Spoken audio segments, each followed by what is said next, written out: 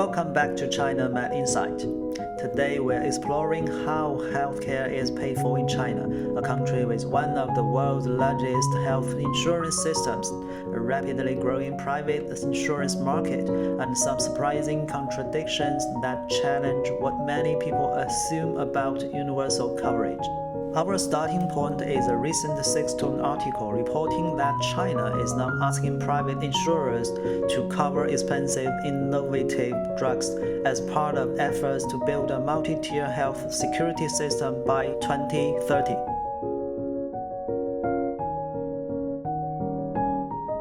Let's start with the basics. China has a wide coverage basic medical insurance program. By the end of 2024, over 1.32 billion people, more than 95% of the population, were enrolled in China's basic medical insurance system.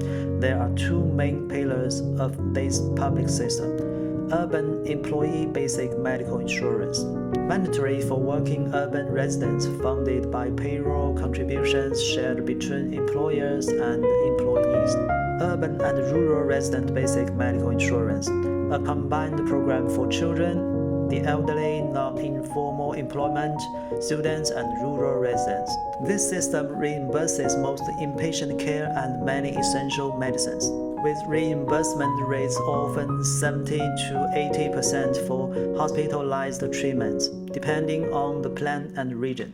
Additionally, reforms are underway to allow cross-regional settlement of medical insurance payments, meaning patients traveling across provincial lines can have claims settled instantly rather than waiting for slow reimbursements, a major improvement in access and convenience.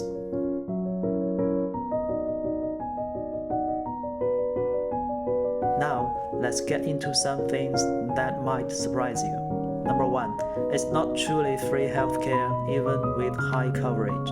Many outside observers assume that universal coverage means you don't pay much out of pocket, but in China, patients still pay a substantial share of health expenses, especially for outpatient care and treatments not on the official reimbursement list. For example, even though basic insurance reimburses a high percentage of inpatient care, many innovative or high-cost drugs like certain cancer therapies are not included in standard public coverage. As a result, nearly half of the cost for these drugs is often paid directly by patients themselves, with private insurance historically covering only a small fraction, around 7.7%. This means someone facing a serious condition like advanced cancer can still face very high bills, even with basic coverage, especially if the most effective drugs are not covered. Number 2, public pooling versus personal accounts. There's confusion and trade-off. China's system uses a mix of personal medical accounts and central pooled funds. The personal accounts are funded by contributions linked to employment, but those funds can only be spent on limited ways. Some people have noticed that even when they are told insurance paid part of the bill, the money actually comes from their own personal account contributions, which feels like they are paying themselves.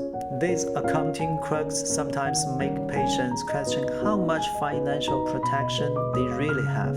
Number 3, basic coverage protects broadly but not deeply.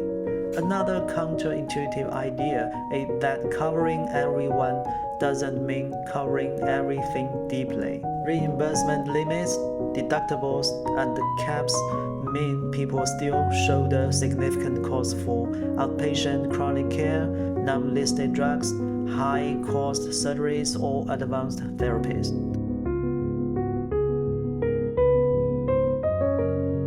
This brings us back to Six-Tone's report. China is now attempting to mobilize private insurers to step in where basic insurance stops, especially for costly, innovative drugs.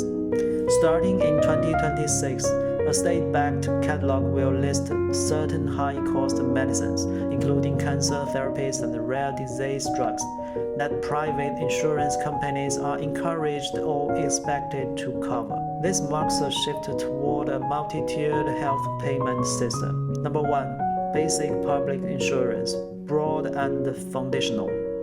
Number 2. Commercial insurance, filling gaps for expensive or innovative care. Number 3. Out-of-pocket or supplemental programs for those who can self-fund or buy add-ons. For insurers, this new catalog provides a target for designing products that meet actual patient needs rather than theoretical coverage, and it may help drug makers price medicines more sustainable. However, experts caution that this policy is still experimental and insurers must figure out risk pricing and payout models for treatments that are expensive and relatively new.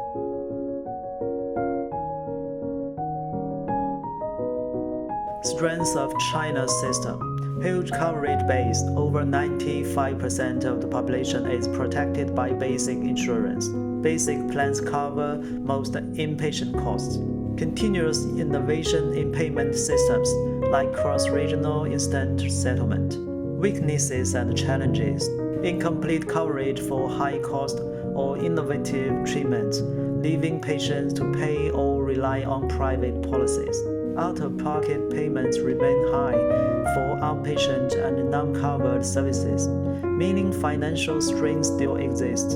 Fund sustainability pressures as China ages and chronic disease increases.